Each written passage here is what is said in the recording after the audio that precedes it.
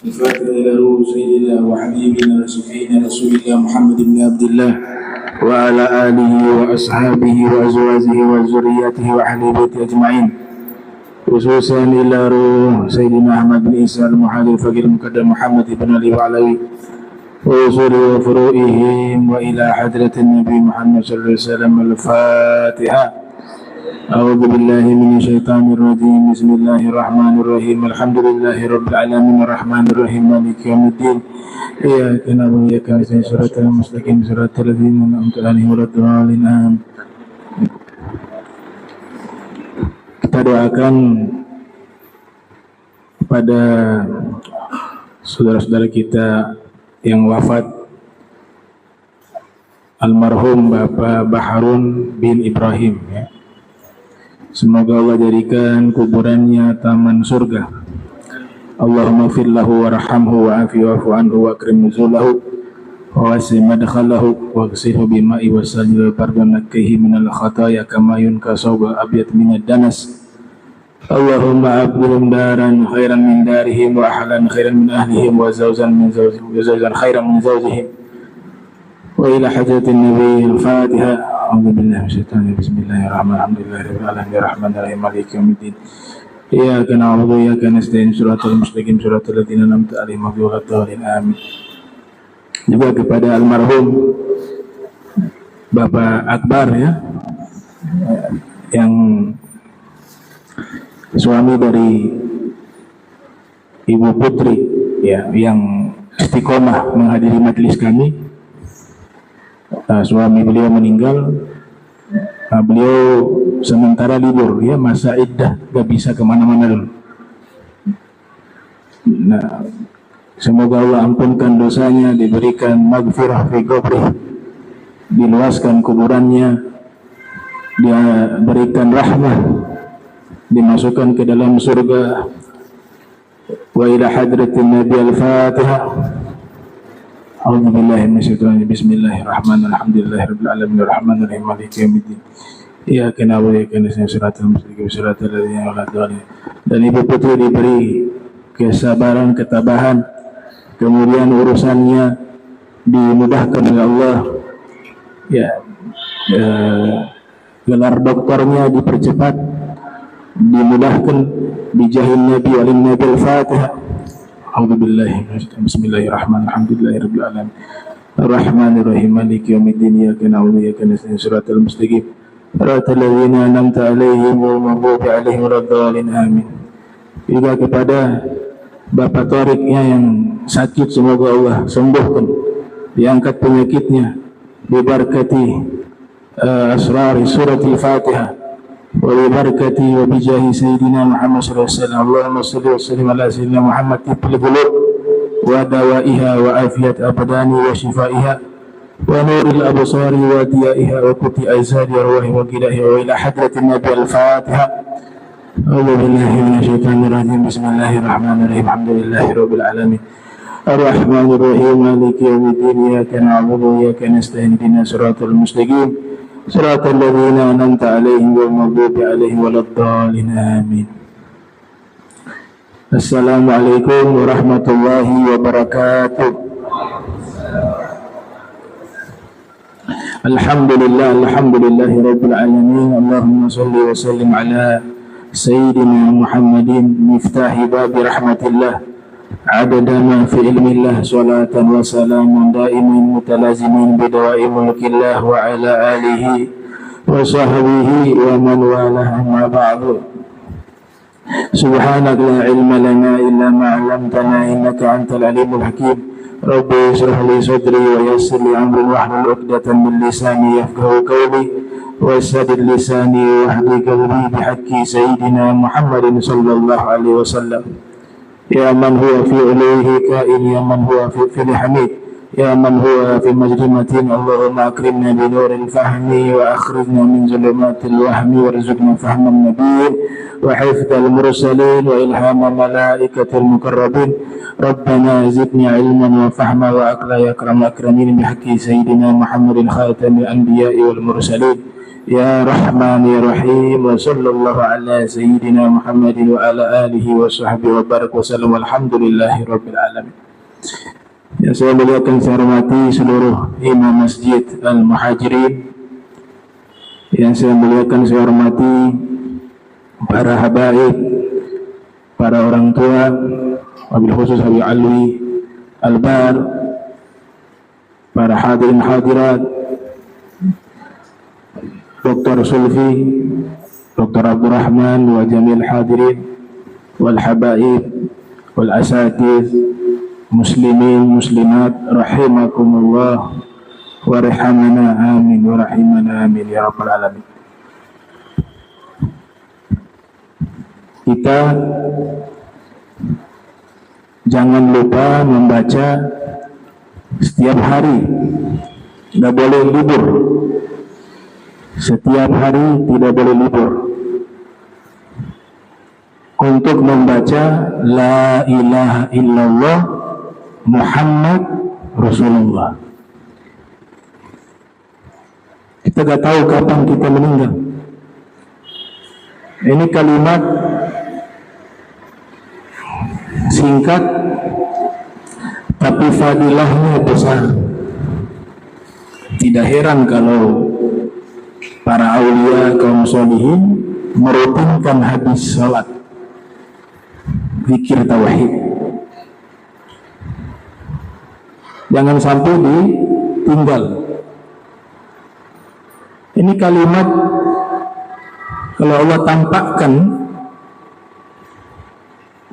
dengan berwujud cahaya, cahayanya lebih terang dari matahari.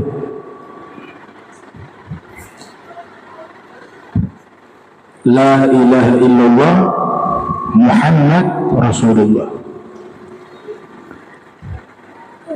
Ibnu Abbas mengatakan kalimat La ilaha illallah Muhammad Rasulullah itu 24 huruf. Kalau kita hitung itu ada 24 huruf. Kita aktivitas kehidupan satu hari di waktu satu hari satu malam 24 jam. Satu huruf dari kalimat La ilaha illallah Muhammad Rasulullah, kalau satu hurufnya itu Allah terima, dia menghapus dosa 1 jam. Kalau 24 huruf Allah terima, maka dosa kita yang 24 jam itu Allah hapus. Maka di hari itu kalau dia meninggal dalam keadaan bersih dari dosa. Makanya para kaum sholihin habis sholat merutinkan kalimat itu La ilaha illallah Muhammad Rasulullah yang biasa kita bacakan dengan tartibnya. Kita masih melanjutkan pembahasan surat Al-Kahf atau kisah Ashabul Kahfi. Pertemuan lalu sudah kita uraikan sedikit yang kami ambil dari kitab Al-Kamil Fit Tarikh. Ini kitab sejarah terbaik di masanya. Kitab sejarah terbaik di masanya. Judulnya Al-Kamil Fit Tarikh. Kesempurnaan di dalam sejarah. Ditulis oleh salah satu sejarawan besar Islam bernama Izzuddin Ibnul Athir. Kelahiran tahun 555 Hijriah, wafat 630 Hijriah. Jadi ulama yang bernama Ibnul Athir yang namanya sangat terkenal itu ada 3 orang, namanya sama, Ibnul Athir juga. Dan mereka semuanya itu bersaudara, saudara kandung. Yang satunya bernama Izzuddin Ibnul Athir, yang saya kutip kitabnya Al-Kamil fi Tarikh. Itu julukannya Izzuddin, ahli sejarah. Ahli sejarah. Saudara beliau yang lainnya ahli hadis, juga bernama dalam turaf peninggalan keilmuan Islam disebut juga dengan nama Ibnul Athir. Namun julukannya adalah Majduddin Ibnul Athir. Lahir tahun 544 Hijriah. Wafat kalau tidak salah 606 ya, atau 660 Hijriah, saya lupa persisnya berapa, sekitar itulah. Lahirnya 544, wafatnya kalau tidak 606, 660, antara dua itu, saya lupa persisnya. Itu julukannya Majduddin. Ini ahli hadis. Di antara kitab yang beliau tulis berjudul An-Nihaya fi Gharibil Hadis. Juga memiliki saudara yang disebut namanya juga Ibnul Athir. Namun julukan dia Utin, ahli bahasa, ahli syair. Ya. Kelahiran tahun 558 Hijriah. Wafat 637 Hijriah. Kitab yang terkenal yang ditulis oleh beliau berjudul Al-Mithlu Sa'iru fi Adabil Katibi wa Syairi. Nah, jadi itu tiga nama yang berbeda, walaupun satu saudara kandung ya, satu dengan lain. Ibnu Taimiyah juga ada 4 orang yang terkenal, banyak ulama-ulama yang namanya mirip. As-Subki juga sekitar 4 orang. Al-Busiri ada 2 orang yang namanya Al-Busiri. Ibnu Arabi juga 2 orang. Ada Ibnu Arabi, ada Ibnul Arabi, ada 3 lagi, Ibnul Arabi. Kemudian Ibnu Hajar juga ada Al-Haytami, ada Al-Asqalani. Ar-Ramli juga ada Syihabuddin Ar-Ramli, ada Syamsuddin Ar-Ramli. Banyak ulama-ulama yang memiliki kemiripan nama. Baik. Dan biasanya kalau namanya Yahya, ada namanya nama kunyah, laqab. Nama sesuatu yang dinamakan kunyah biasanya ngikut nama anak, seperti Rasul Muhammad Abul Qasim. Dan itu menjadi adat tradisi.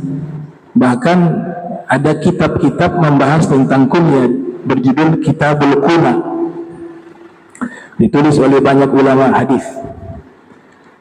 Biasanya yang namanya Yahya kunyahnya Abu Zakaria, bapaknya Zakaria. Seperti Imam Nawawi namanya Yahya, kunyahnya Abu Zakaria. Padahal Imam Nawawi tidak menikah, tidak memiliki anak secara biologis. Tapi karena namanya Yahya, maka kunyahnya kepada Abu Zakaria. Atau sebaliknya, kalau namanya Zakaria, kunyahnya adalah Abu Yahya. Dibalik-balik begitu. Yahya ini nama berbentuk kata kerja dari kata hidup. Orang pertama yang diberikan nama menggunakan kata kerja itu Nabi Yahya. Ya, setelahnya ada kata kerja Yazid, ada kata kerja dijadikan nama Ahmad. Ya. Ada yang namanya Sulaiman, kunyahnya Daud, Abu Daud. Makanya muhaddits Sulaiman, nama asli Abu Daud itu Sulaiman. terkenalnya dengan kunyah Abu Daud. Kemudian ada yang namanya laqab, julukan. Biasanya yang namanya Muhammad, julukannya Syamsuddin. Ternate misalnya Al-Habib Muhammad bin Abdurrahman Al-Bar, julukannya Syamsuddin. Itu adatnya ulama. Kalau nama Muhammad, Syamsuddin. Kalau namanya Ahmad, Syihabuddin. Kalau namanya Ali, Nuruddin. Seperti mantan mufti Mesir, Syekh Ali Jum'ah. Itu julukannya Nuruddin, cahaya agama. Syamsuddin, matahari agama. Syihabuddin, bintangnya agama. Meteor, bintang awan, Syihabuddin. Yang bernama Ali, kunyanya Abul Hasan. Ali Abul Hasan. Memang umumnya nisbat ke nama anak, tapi kalau yang tidak punya anak sekalipun, kunyah itu tetap digunakan. Itu tradisi para ulama dan kaum sholihin. Ya. Baik, kita lanjutkan. Ashabul Kahf. Dan kamu akan melihat matahari ketika terbit condong dari goa mereka ke sebelah kanan. Dan bila matahari terbenam menjauhi mereka ke sebelah kiri, sedang mereka berada dalam tempat yang luas dalam goa itu. Itu adalah sebagian dari tanda-tanda kebesaran Allah. Barang siapa yang diberi petunjuk oleh Allah, maka dialah yang mendapat petunjuk. Dan barang siapa yang disesatkannya, maka kamu tidak akan mendapatkan seorang pemimpin pun yang dapat memberi petunjuk kepadanya. Wa amara Dugyanus ashabahu bidukhuli ilaihim wa ikhrajihim. Raja Dugyanus yang hidup di masa pemuda-pemuda yang taat, yang beriman kepada Allah, yang disebut dengan Ashabul Kahfi. Dia memerintahkan pasukannya mengikuti pemuda-pemuda tersebut sampai akhirnya pemuda-pemuda itu masuk ke dalam goa, dan pasukan-pasukan dari Raja Dugyanus juga diperintahkan untuk masuk ke dalam goa tersebut agar menangkap mereka dan mengeluarkan mereka untuk dieksekusi mati. Maka tatkala fakullama arada rajulun an yadkhula fa'ar'aba fa'ad, tapi tiap kali mereka masuk, seorang dari mereka masuk ke dalam goa, entah apa yang terjadi di dalam goa, mereka tidak berani masuk ke dalam, lari kembali keluar dalam keadaan ketakutan. Jadi Allah menjaga Ashabul Kahf. Jika ingin masuk ke dalam goa, pasukan-pasukan Raja Dugyanus baru masuk sebentar, ketakutan mereka keluar. Mungkin mereka melihat sesuatu di dalam goa tersebut. Nah, ini yang disebut dengan ismah atau hifdullah, penjagaan dari Allah. Kalau selevel orang-orang soleh, Ashabul Kahf dijaga oleh Allah, mereka tidak ada yang terluka. Padahal Raja Dugyanus dan pasukannya sudah mengetahui di mana lokasi mereka, tapi mereka tidak mampu melukai Ashabul Kahf karena Allah menjaganya. Lantas bagaimana dengan Nabi kita Muhammad SAW? Dan kalau Allah sudah jaga, sehebat apapun teknologinya manusia, sehebat apapun kekuatan manusia, maka itu tidak ada artinya La haula wa la quwwata illa billah. Tidak ada daya dan tidak ada kekuatan dari makhluk. Semuanya adalah kekuatan dan daya dari Allah Subhanahu wa ta'ala. Quwwah kekuatan, haula daya.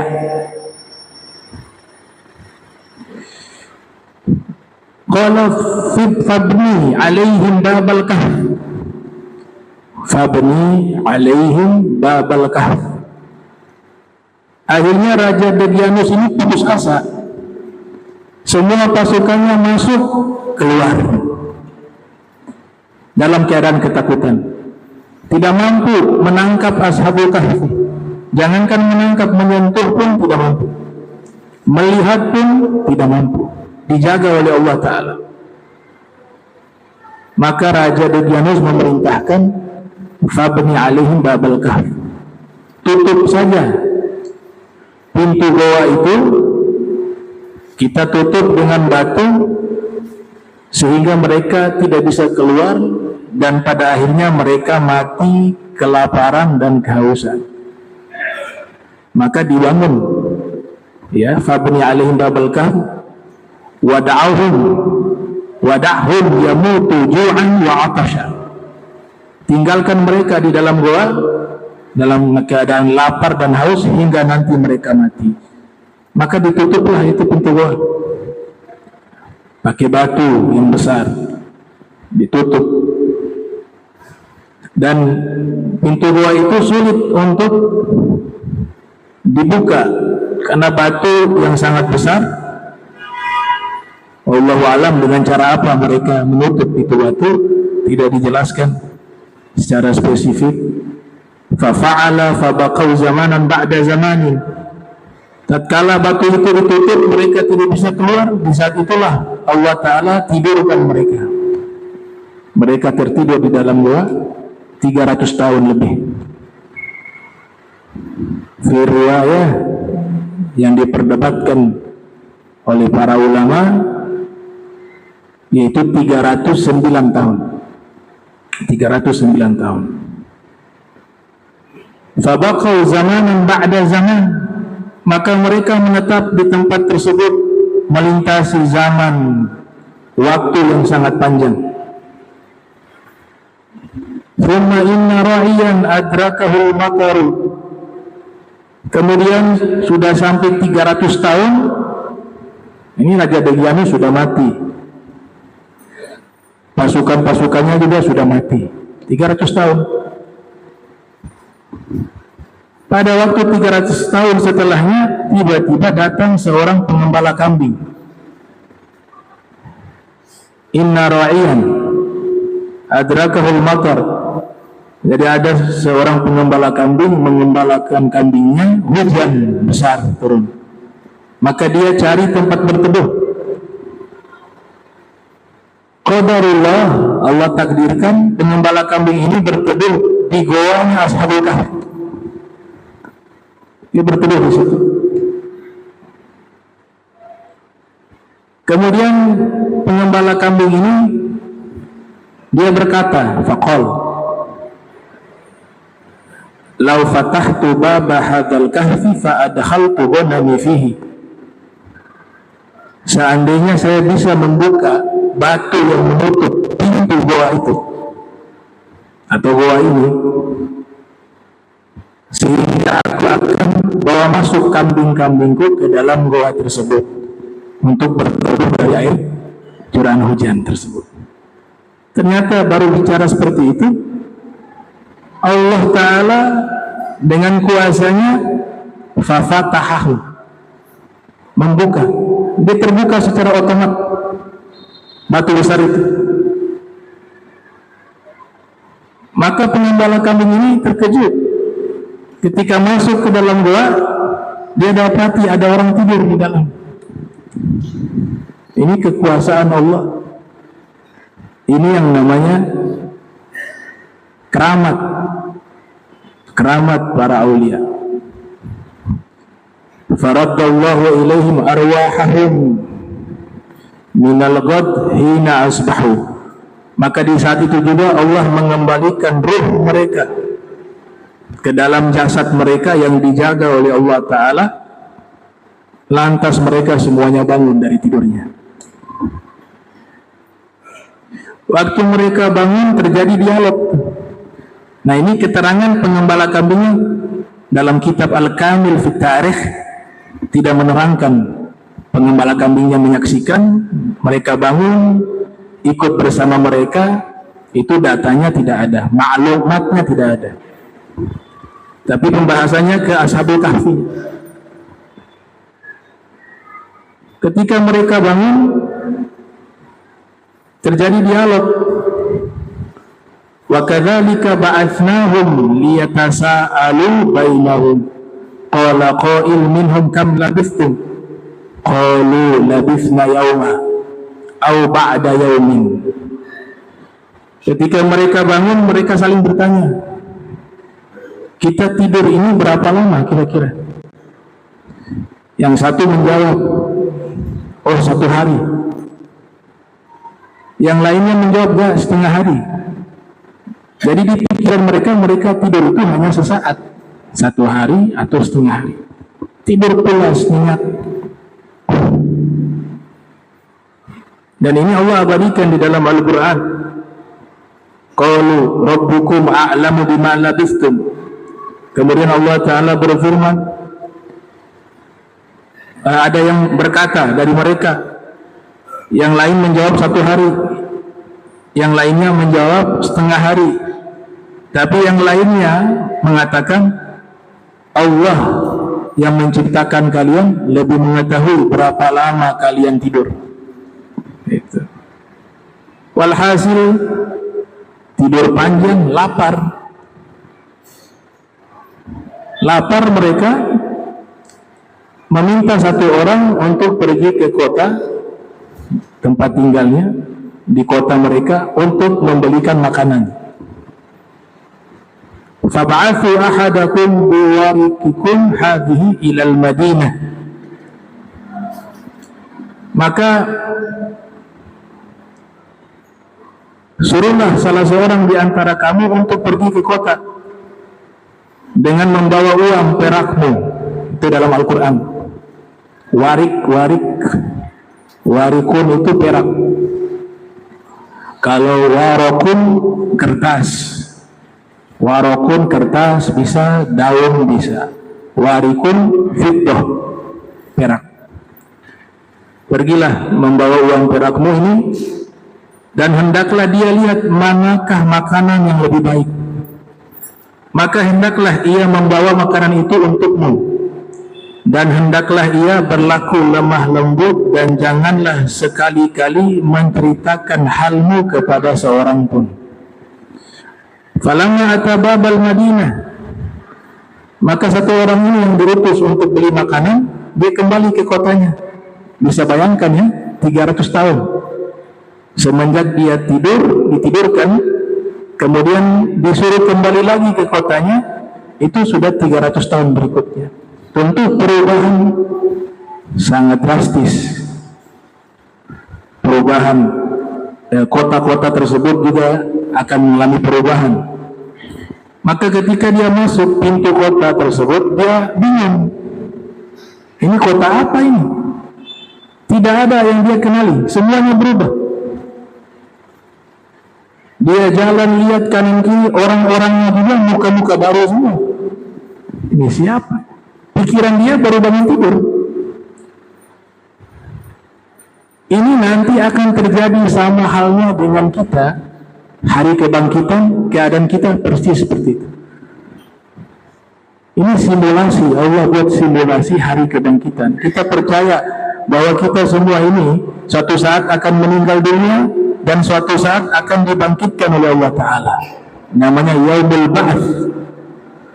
Ikhwan, kita bangkit dari kuburan. Kita pindah ke alam yang berbeda. Tentu kita akan heran dan bingung.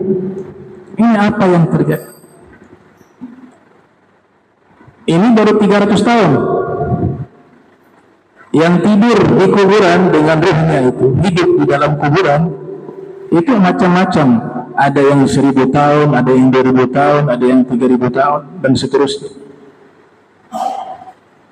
Wa fil hadis, orang yang baik dipercepat waktunya, seperti pengantin baru menikah, kemudian malam hari tahu-tahu sudah pagi.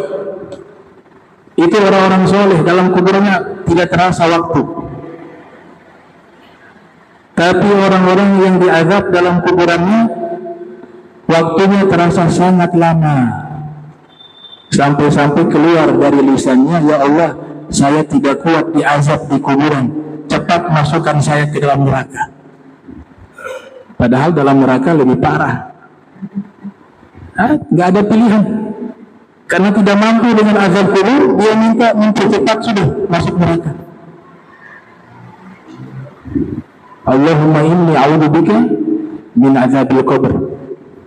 Ya Allah, aku berlindung padamu dari azab kubur.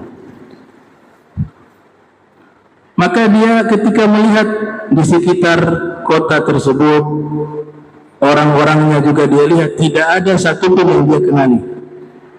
Faqala bi'ni bihadhihi darahim ta'aman. Akhirnya dia putuskan, dia datangi satu pedagang yang menjual makanan. Dia bilang, saya mau beli ini makanan, berapa harganya? Disebutlah harganya. Maka dia berikan uang, ini saya bayar pakai dirham. Darahim,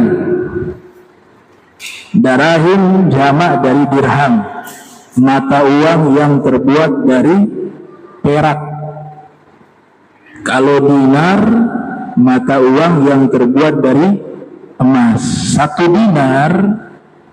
Satu dinar itu 3,5 gram emas. Kalau 1 gram 1 juta, berarti 1 dinar 3.500.000. Dan mata uang dinar ini tidak berubah. Harganya di masa Nabi dengan saat ini sama. Karena kimahnya itu, nilainya itu tergantung beratnya, gram emas. Itu mata uang yang ada sudah lama. Dia bayar dengan uang dirham. Waktu pedagang terima itu uang dirham, faqala fa min aina laka hadhihi darahim. Dia lihat uang ini, uang sudah tidak berlaku lagi ini. Kamu bisa bayangkan, antum belanja sekarang, taruhlah pakai uang yang tahun 40-an, masih sebelum kemerdekaan ya, mata uang yang dikeluarkan oleh Belanda, golden dan lain sebagainya, dikasih bayar, bingung. Hal yang sama ketika dibayar oleh salah seorang ashabul kahfi, membeli makanan, dikasih dirham yang 300 tahun yang lalu. Yang jual lihat kaget, nih dari mana nih uang, kata yang pedagang tadi. Famin aina laka hadhihi darahim, dari mana kamu dapat uang dirham ini? Heran dia, kenapa kamu tanya nih uang? Ada dalam kitab Tarikh Al-Umam wal Muluk yang ditulis oleh Abu Ja'far At-Tabari yang lahir tahun 224, wafat 310 Hijriah, yang menyatakan bahwa Ashabul Kahfi, salah seorang Ashabul Kahfi yang membeli itu, ketika pedagang itu mengatakan, dari mana uang ini? Dia katakan, ini uang dari sini. Biasa kita transaksi dengan dirham ini di tempat ini. Dia katakan, tidak, ini uang ini sudah tidak berlaku. Ini uang sudah tidak berlaku. Ini umurnya kurang lebih, uang ini 300 tahun yang lalu. Di situ dia heran. Masa 300 tahun? Saya baru tidur. Kalau bahasa kita, ngawur, ngaco. Ini baru uang 300 tahun dari mana? Akhirnya Ashabul Kahfi ini, salah seorang Ashabul Kahfi ini mengatakan, kharajtu ana wa ashabul li ams. Kharajtu ana wa ashabul li ams. Saya dan sahabat-sahabat saya baru kemarin sore kami tidur. Ini sekarang saya keluar belanja. Kok bilang mata uang ini 300 tahun yang lalu, dari mana? Bingung, hanya dua-dua bingung. Yang jual juga bingung, yang beli makanan juga bingung.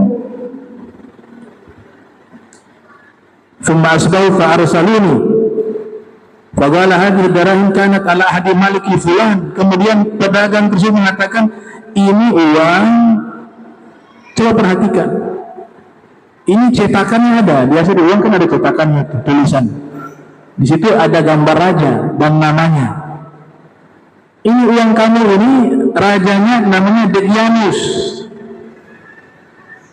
Iya benar, Degyanus. Sekarang dia kan masih raja. Ya, dia sudah mati lama, kata pedagang. Udah 300 tahun yang lalu sudah mati. Tambah bingung dia. 300 tahun yang lalu ya. Terus raja sekarang ini siapa? Disebut namanya. Kata Ibnu Athir, rajanya rajulun soleh. Raja yang memimpin pada masa ini, di saat 300 tahun setelahnya itu, yang saat ini memimpin, dia adalah raja yang soleh, raja yang baik. Oh sudah, lega. Dia, yang penting Degyanus mati. Ya. Degyanusnya sudah mati. Akhirnya, bagaimana kalau saya bawa kamu menemui raja yang soleh tersebut, agar kamu ceritakan. Coba kamu ceritakan apa yang terjadi. Maka diceritakan, kami dikejar oleh Degyanus, kemudian kami masuk ke dalam goa. Sampai dalam goa kami tidur. Tahu-tahu kami bangun saat ini. Maka dipikirkan oleh pedagang tersebut, berarti kalian tidur itu sudah 300 tahun. Selama 300 tahun kalian tidur. Baik, kita lapor kejadian ini kepada raja. Pergilah pedagang dengan salah seorang ashabul kahfi tersebut. Mereka menemui raja. Farafa'ahu ilal malik. Akhirnya menghadap kepada raja, wa kana malikan soleha. Rajanya raja yang baik, yang soleh. Mereka menggunakan syariat Nabi Isa alaihi salam. Maka ketika bertemu dengan raja, fasa'alahu anha fa'ada alaihim halahum. Ketika bertemu dengan raja, diceritakanlah kepada raja. Raja juga bertanya, diceritakan, kami dahulu dikejar oleh Degyanus, kemudian masuk ke dalam gua, kami tidur di dalam gua, sekarang ini kami bangun. Oh, raja ini percaya bahwa kalian ini tidur 300 tahun, ini kuasanya Allah, kata raja. Kuasanya Allah. Allah jaga kalian hingga Allah membuat kalian tertidur selama 300 tahun. Faqala al-maliku aina ashabuk? Kemudian raja berkata, teman-temanmu yang lain di mana? Dan cerita ini memang sudah tersebar sebelumnya. Ada 7 orang pemuda yang hilang di masa 300 tahun yang lalu.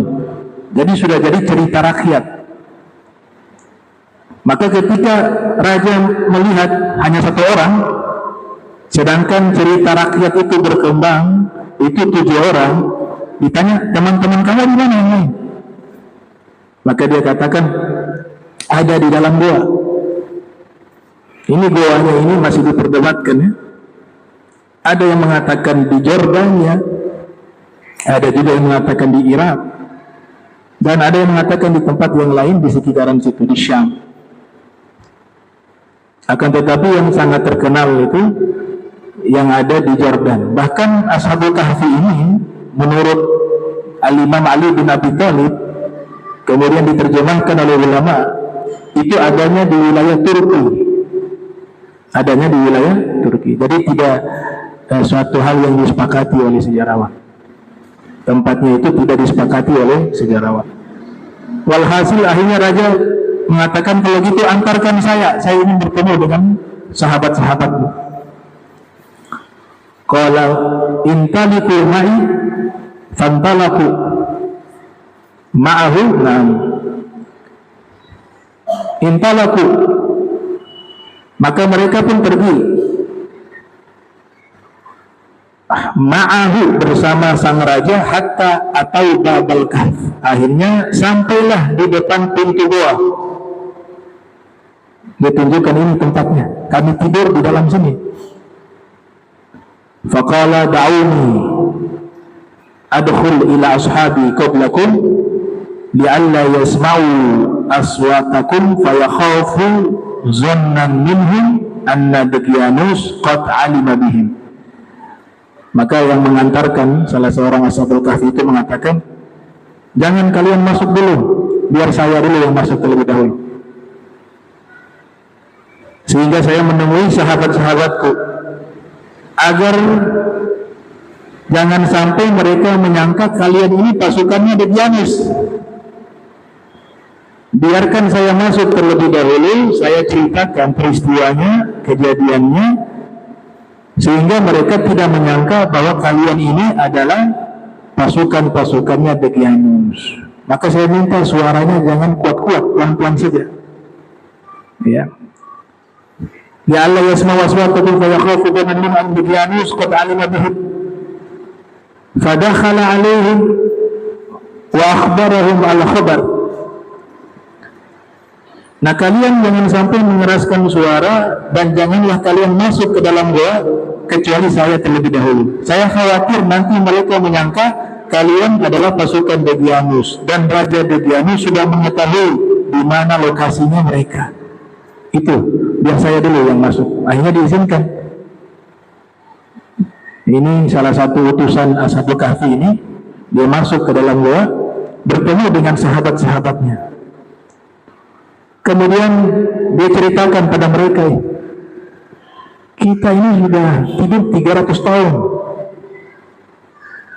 Mereka bingung di dalam, kok bisa 300 tahun? Dia ceritakan, tadi saya belanja, itu uang yang saya belikan tadi tidak berlaku lagi di masa saat ini, karena uang itu masa berlakunya di masa Raja Daqyanus itu 300 tahun yang lalu. Raja Daqyanusnya sudah mati 300 tahun yang lalu. Sekarang yang memimpin seorang raja yang soleh.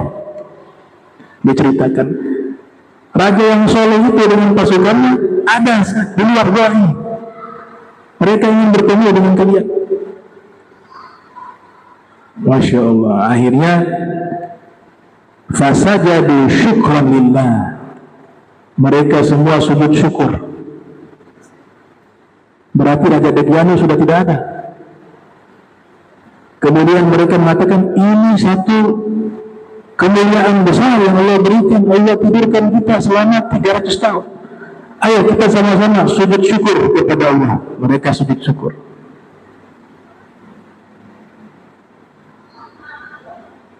Setelah itu wasa'alahu an yatawaffahu. Sebelum raja ini masuk dengan pasukan-pasukannya, saat itu juga Ashabul Kahfi berdoa sama Allah, ya Allah, wafatkanlah kami. Minta untuk diwafatkan. Akhirnya mereka meminta kepada Allah untuk diwafatkan mereka. Fastajaba lahum. Allah ijabah doa mereka. Saat itu juga Allah wafatkan mereka. Meninggal semuanya. Dalam Al-Quran itu dikatakan, Qul malakul mautil ladzi wukila bikum. Qul yatawaffakum malakul mautil ladzi wukila bikum.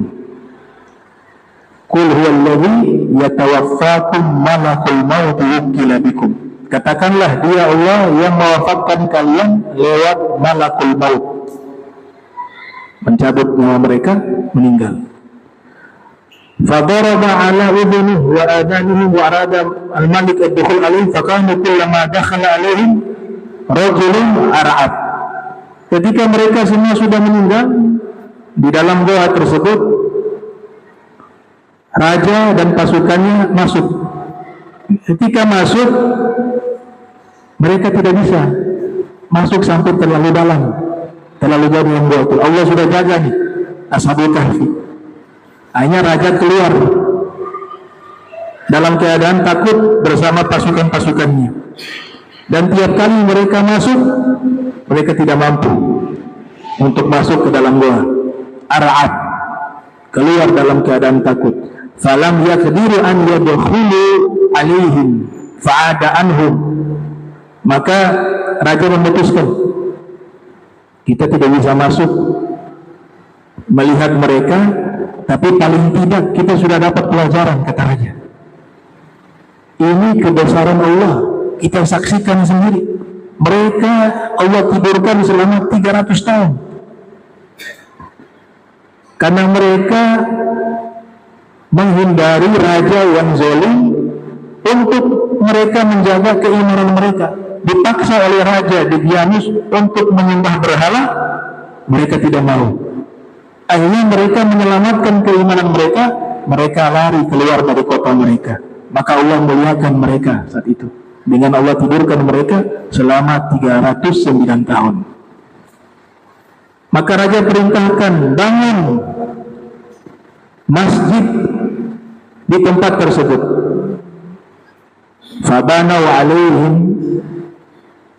masjid atau bunya alaihim masjidun, dibangunkan di tempat tersebut masjid, yusalluna fiha, sehingga di tempat itu orang bisa sholat sambil mengenang dan mengingat kembali satu peristiwa besar, yaitu Ashabul Kahfi, pemuda-pemuda yang beriman dan yang bertakwa kepada Allah. Mereka ditidurkan oleh Allah Ta'ala selama 300 tahun. Innahum fityatun amanu birabbihim yazidnahum huda. Sesungguhnya mereka pemuda-pemuda yang beriman kepada Allah dan kami tambahkan kepada mereka petunjuk. Hanya dibangun masjid di sekitaran goa tersebut. Dan itu termaktub di dalam firman di surat Al-Kahf ayat 21. Allah Ta'ala berfirman, lanattakhidanna alaihim masjidah. Sungguh kami bangun atas mereka satu masjid, masjidah. Nah, ini riwayat kami kutip dari kitab Al-Kamil fi Tarikh karya Al-Imam Ibn Al-Athir, ya. Alim kabir, orang alim besar. Tadi sebelum saya datang ke Masjid Muhajirin, waktu sore tadi saya baca satu kitab sambil mendengar juga ceramah dari Profesor Dr. Syekh Ali Jum'ah. Di situ beliau terangkan terkait adab orang-orang terdahulu kepada kaum sholihin, kepada para ulama. Isyarat tadi yang Allah sebutkan dalam Al-Quran, mereka itu pemuda-pemuda yang soleh. Kemudian istihadnya raja membangun masjid, tempat ibadah dekat dengan mereka, itu sebagai bentuk penghormatan kepada orang-orang soleh. Sekalipun itu pemuda, masih muda, tapi karena mereka orang yang soleh, Allah Ta'ala muliakan. Dan Allah Ta'ala sebutkan pembangunan tersebut sebagai bentuk memuliakan mereka, bukan mengkultuskan, memuliakan. Imam Nawawi, imam besar mazhab Syafi'i yang lahir 631 Hijriah, wafat 676 Hijriah. Beliau adalah rukun min arkan, tiang mazhab Syafi'i. Ibnu Katsir mengatakan kana ra'san fil madhab. Beliau pemimpin di dalam mazhab Syafi'i. Coba lihat bagaimana adab beliau ketika ziarah ke makamnya Imam Syafi'i. Beliau di mana? Di Damaskus. Imam Syafi'i rahimahullah dimakamkan di Mesir, di Kairo. Situ kuburannya Imam Syafi'i. Beliau datang dari Damaskus ke Mesir ingin ziarah kepada Imam Syafi'i. Ketika sampai di tempat makbarahnya Imam Syafi'i, beliau tidak berani masuk langsung menghadap ke makbarahnya Imam Syafi'i. Tapi beliau berikan salam dari luar, tidak berani masuk. Kalau yang lain ziarah masuk, ucapkan salam, mendoakan Imam Syafi'i. Tapi Imam Nawawi tidak berani masuk, di luar beliau. Akhirnya ada yang bertanya, wahai Imam, kenapa engkau tidak masuk? Kata Imam Nawawi, yang pertama, saya malu menghadap Imam Syafi'i karena level saya dengan beliau sangat jauh. Ini Imam Nawawi ya. Seandainya Imam Syafi'i hidup dan saya juga hidup di masa Imam Syafi'i, maka jarak saya dengan Imam Syafi'i akan seperti ini. Saya tidak pantas dekat dengan Imam Syafi'i. Pangkat saya di sini, Imam Syafi'i jauh di sana. Antum tahu Imam Nawawi itu menulis kitab sampai tangannya lumpuh. Berapa banyak kitab yang ditulis oleh beliau, tangan lumpuh. Antum baca kitabnya gak kuat.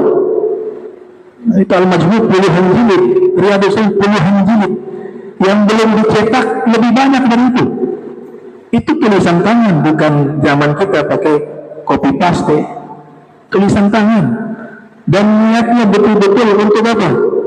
Untuk menghidupkan agama Nabi Muhammad SAW, tidak yang lain. Sampai lumpuh tangannya. Antum tahu tidak puasanya Imam Nawawi? Kana yasumu dahr kullah, puasanya setiap hari. Palingan tidak puasa hari-hari yang dilarang puasa saja. 2 hari raya tidak boleh puasa. Kemudian ayyamu tasyrik tidak boleh puasa. Selebihnya beliau puasa setiap hari. Kemudian beliau itu tidak pernah makan makanan yang ada di tempat tinggalnya. Beliau tinggal di madrasah Darul Hadis Al-Ashrafiyah. Itu sekolah hadis, sekolah pertama yang secara khusus membahas tentang hadis. Itu adalah Darul Hadis Al-Ashrafiyah. Kalau sekarang kita mendengar ada sekolah-sekolah Islam yang memiliki nama Darul Hadis, itu mengambil dari nama sekolahnya Imam Nawawi. Puasa tiap hari, waktu belajar pernah beliau katakan 2 tahun saya belajar, punggung saya tidak pernah saya letakkan di atas tanah. Makan yang beliau makan tidak pernah beliau makan makanan yang berasal dari Damaskus di tempat beliau tinggal, karena kebanyakan tanahnya tanah wakaf. Beliau takut ada makan makanan yang berasal dari tanah wakaf. Alasan kedua, pada waktu itu sistem perpajakan menurut beliau tidak sesuai dengan syariat Islam. Takut ada yang makan makanan yang syubhat. Jadi kalau makan, beliau pergi ke kampungnya di Nawa. Orang tuanya menyiapkan bekal dan makannya agak banyak. Kurma, air putih cukup. Kana nahifa jiddah. Para muhadditsin ketika menerangkan tentang Imam Nawawi, itu badannya sangat kurus. Wa fi riwayah masuk toilet hanya seminggu sekali, karena makannya sedikit, banyak puasa. Bisa karena sebab puasa. Coba kita puasa, masuk toilet tidak? Di waktu siang itu, kami tidak makan, tidak masuk toilet. Nanti malam kita sudah makan, ya karena buang hajat, kencing, buang air besar, itu kan dari makanan. Nah dia makannya kurma hanya beberapa butir saja. Ditanya kenapa makannya sedikit? Saya takut waktu saya lebih banyak ke toilet daripada ibadah kepada Allah. Saya takut waktu saya terbuang di dalam toilet lebih banyak daripada waktu ibadah kepada Allah Ta'ala. Dan beliau habiskan, wakafkan umurnya seluruhnya untuk ilmu Islam, untuk ilmu agama Islam, untuk hadis Nabi Muhammad SAW, untuk ilmu hukum fikih. diwakafkan sampai meninggal, tidak sempat menikah. Tidak sempat menikah. Bahkan Syekh Abdul Fattah Abu Buddha menulis kitab tentang biografi para ulama-ulama yang mereka waktunya habis dengan ilmu hingga tidak sempat menikah. Itu jumlahnya sangat banyak disebutkan dalam kitabnya. Di antaranya Imam Nawawi, Az-Zamakhsyari, Abu Ja'far At-Tabrani, At-Tabari, Abu Ja'far At-Tabari, wa Ibnu Taimiyah juga. Itu beberapa ulama yang tidak sempat menikah. Nama kitabnya Al-Ulama Al-Uzzab Alladzina Atharul Ilma Ala Zawaj. Para ulama yang bujangan yang mendahulukan ilmu daripada menikah. Karena Imam Nawawi menganggap beliau tidak menikah punya alasan. Yang pertama, saya sudah wakafkan umur saya untuk ilmu. Saya takut ketika menikah waktu saya tidak ada dengan istri, akhirnya saya berdosa. Hak mereka saya tidak tunaikan, saya berdosa. Makanya saya memilih tidak menikah. Dan saya mampu menjaga diri saya ketika tidak menikah, tidak ada pengaruh bagi diri saya, tidak ada bisikan-bisikan jahat dalam diri saya. Maka caranya adalah apa? Saya puasa setiap hari. Karena Nabi katakan, wahai segenap para pemuda, man istata'a minkum ba'ah falyatajawwaz. Wahai segenap para pemuda, siapa yang mampu di antara kalian untuk menikah, maka menikahlah. Jika tidak mampu, maka puasa. Nah, saya amalkan puasa setiap hari. Dan beliau itu tidurnya sedikit. Di malam hari beliau ibadah, beliau menulis kitab. Sampai akhirnya beliau meninggal dunia. Imam Taqiyyi As-Subki mendengar kabar bahwa Imam Nawawi ziarah ke Imam Syafi'i, mengejar Imam Nawawi, tapi sudah meninggal dunia. Dikuburkan di Nawa, di Suriah. Ada satu tempat dekat dengan Damaskus, di situ beliau dikuburkan. Kemudian di tengah-tengah kuburannya tumbuh pohon. Menurut para ulama minal mutasawwifin, itu pohon itu tumbuh dari hatinya Imam Nawawi. Sebagai alamat bahwa beliau adalah seorang imam yang sudah mencapai level wali aqtab, kutub minal aqtab, kutub dari wali-wali kutub yang ada di zamannya. Nah, ini adab mereka kepada ilmu sangat luar biasa. Begitu juga Imam Malik, kita melihat Imam Malik punya adab terhadap hadis Nabi Muhammad SAW. Beliau kalau mau membacakan hadis harus mandi dulu. Habis mandi, beliau wudu, sholat 2 rakaat, menggunakan pakaian yang paling mewah, menggunakan wangi-wangian, membakar gaharu, duduk dengan khusyuk. Baru setelah itu beliau membacakan hadis Nabi Muhammad SAW. Bahkan Abdullah bin Mubarak meriwayatkan pernah dalam satu pengajian Imam Malik membacakan hadis, tiba-tiba wajah beliau berubah menjadi merah, seakan-akan beliau sedang menahan rasa sakit. Tapi bacaan hadisnya terus beliau baca sampai selesai, baru beliau pingsan. Diperiksa oleh murid-muridnya, ternyata didapati di punggungnya itu ada kalajengking, dan di punggung itu sudah ada bekas beberapa sengatan, ya, sampai bengkak. Diambil itu kalajengking, dibuang. Sadar Imam Malik, bangun, maka murid-muridnya mengatakan, wahai guru, kenapa tidak dari awal kau menghentikan itu pengajian untuk mengusir atau membuang kalajengking yang ada di punggungmu? Kata Imam Malik, saya tidak berani memotong ucapan Nabi Muhammad, makanya saya tuntaskan sampai selesai, sekalipun saya harus menahan rasa sakit sebagai bentuk adab saya kepada Nabi Muhammad SAW. Saya tidak mau memotong sabdanya Nabi karena sebab adanya kalajengking yang mengingat punggung saya. Beliau tuntaskan dulu sampai selesai, baru beliau pingsan. Itu adab para ulama-ulama terdahulu terhadap agama Islam, syiar-syiar agama Islam, terutama ilmu-ilmu yang mereka yakini ilmu ini sumbernya kembali kepada Nabi Muhammad SAW, dan ilmu ini memiliki cahaya. Ilmu ini adalah ilmu yang diridhai oleh Allah. Ilmu ini adalah ilmu yang membuat seorang hamba dekat dengan Allah dan dekat dengan baginda Nabi Muhammad SAW. Wa insyaallah pertemuan berikut kita melanjutkan pembahasan Ashabul Kahfi dari riwayatnya Sayyidina Ali bin Abi Thalib. Nanti kita bisa lihat bagaimana Al-Imam Ali bin Abi Thalib menjelaskan kisah Ashabul Kahfi paling lengkap, paling rinci, detail, tahu jumlah istana, tiangnya istana raja itu berapa jumlahnya, Raja Degyanus, mahkotanya terbuat dari apa, nama-nama Ashabul Kahfinya siapa, dijelaskan secara detail dan terperinci. Dalam satu riwayat itu Sayyidina Ali pernah dipertemukan oleh Allah dengan Ashabul Kahfi. Allah kembalikan lagi Ashabul Kahfi, kemudian menjawab salamnya Imam Ali atas perintahnya Nabi Muhammad.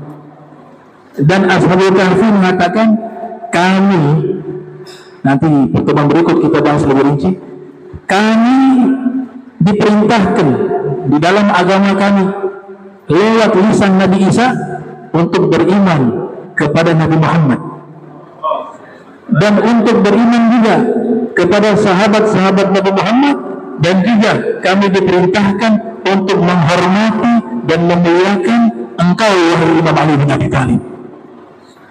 Ashabul Kahfi disuruh menghormati, memuliakan Al-Imam Ali bin Abi Thalib. Ini mereka levelnya jauh lagi di atas. Level mereka jauh di atas. Ashabul Kahfi ini nanti kelak menjadi apa? Jadi khodamnya mereka. Jadi khodamnya. Ibnu Arabi mengatakan, wahai para wali, Ibn Arabi ya, dalam kitab Al-Futuhatul Makkiyah, wahai para aulia yang ada di timur dan di barat, apabila kalian mengetahui magomnya Ahlul Bait, magomnya Imam Ali, magomnya Sayyidah Fatimah, magomnya Sayyidina Al-Hasan, magomnya Sayyidina Al-Husain, kalau kalian mengetahui magom pangkat mereka di hari kiamat, kalian semua akan berharap menjadi budak-budak mereka. Budak, bukan khadam lagi. Bahkan kalian akan berharap menjadi budak dari budak mereka.